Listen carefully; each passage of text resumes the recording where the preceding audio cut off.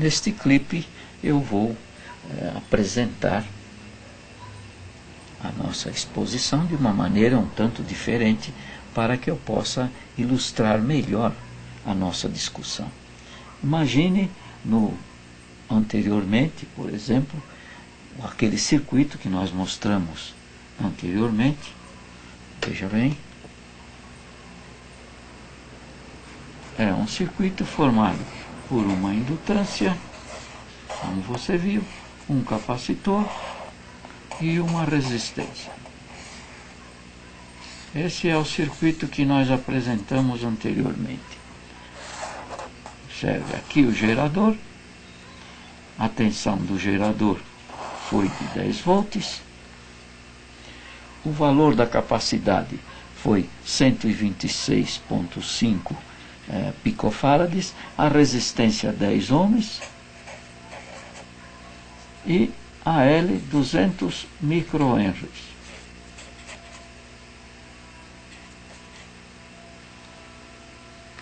Os valores apresentados, nós mostramos anteriormente que o nosso gerador fornecia 3 frequências diferentes para que nós pudéssemos demonstrar.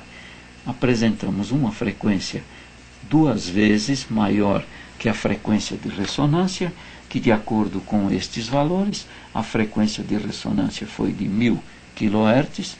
Então, 2000 kHz representa o dobro de 1000 kHz, e tivemos aqui, com 2000 kHz, uma XL sobre a L de 2512 ohms, aproximadamente. E sobre o C, que seria XC, nós obtivemos 629 ohms, aproximadamente. A R é 10 ohms, é uma resistência natural. Com esses valores de XL tão grande e XC menor, mas ainda grande, a Z, calculada a Z, deu aproximadamente 1883 ohms. A corrente no circuito, num caso desse, foi bastante pequena, aproximadamente 5,3 miliamperes.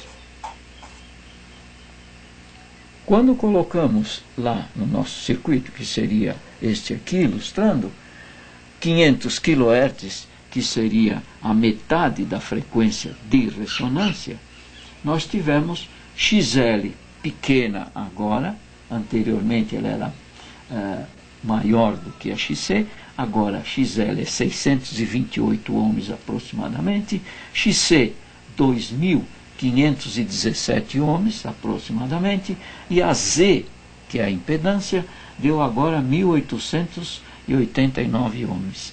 Se dividirmos 10 volts, que é a tensão do gerador, por essa impedância, no primeiro caso ou no segundo caso, a corrente vai dar essa aqui, porque a impedância é grande, pela lei de Ohm, I vai ser igual a E sobre Z, que dá aproximadamente uma corrente como esta aqui.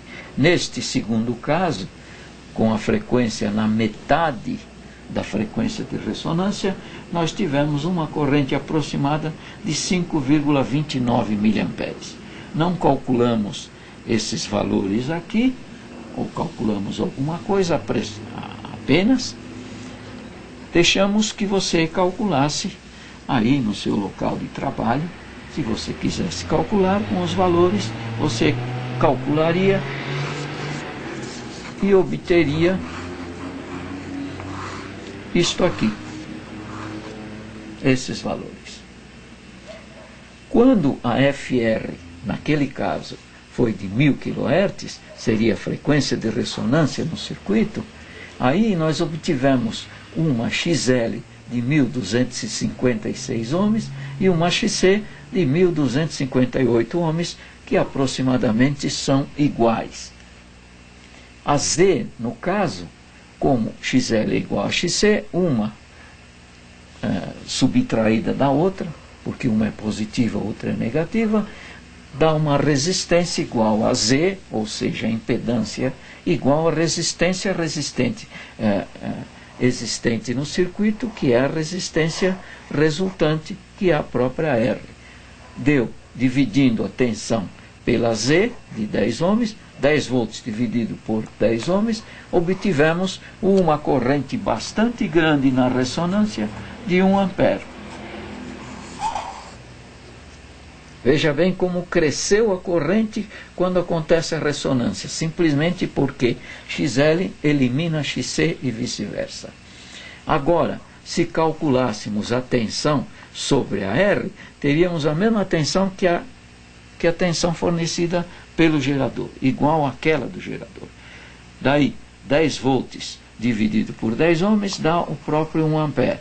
Agora, se multiplicarmos essa corrente de 1 ampere que passa no circuito pela XL ou pela XC, nesse caso, se multiplicarmos por XL, teríamos EXL igual a I vezes XL, que seria igual a 1 ampere multiplicado por 1256 ohms. Olha o resultado agora. Na ressonância, olha, 1256 volts. Puxa, isso aqui parece mágica, mas é um fenômeno que acontece na realidade. Todo o circuito ressonante tem esse fenômeno. Acontece esse fenômeno. A tensão sobre a L cresce tremendamente e fica totalmente diferente daquela que se obtém fora da ressonância. Sobre a XC, a mesma coisa. 1 ampere multiplicado pela XC de 1258 ohms vai dar uma tensão grande aqui, aproximadamente igual a esta. Porque se as reatâncias são iguais, a tensão sobre o capacitor vai ser igual à tensão do indutor. Sobre XC, vamos ter a mesma tensão vertiginosamente maior do que aquela que se obtém fora da ressonância. Esse fenômeno é real. Agora, observe aqui, eu ilustro para você de um modo diferente. Olha aqui. Aqui eu tenho, observe, um bloco onde no seu interior temos um circuito ressonante. Então, dentro deste bloco, nós temos um circuito semelhante àquele que nós vimos. É um circuito ressonante LC, série, onde a FR, a fórmula que já conhecemos, dá 1000 kHz, é a frequência de ressonância. Se tivéssemos aqui, por exemplo, ondas entrando pela antena de um receptor, essas ondas todas de várias emissoras, por exemplo, de ondas médias poderia ser, que seria frequências assim, dentro da faixa de ondas médias, nós teríamos 500 kHz, olha a onda que entra, 750 kHz, uma onda desse tipo aqui, 1000 kHz, uma onda assim, aproximadamente elas têm a mesma amplitude, todas elas, 1250 kHz, a mesma coisa, 1500 kHz, a mesma coisa. Passando pelo circuito ressonante, olha o resultado na saída. Tensão máxima em 1000 kHz. Seria, olha a amplitude da tensão que se obtém na saída do circuito ressonante. Onde é essa saída no circuito ressonante? É a tensão que aparece sobre XL ou sobre XC.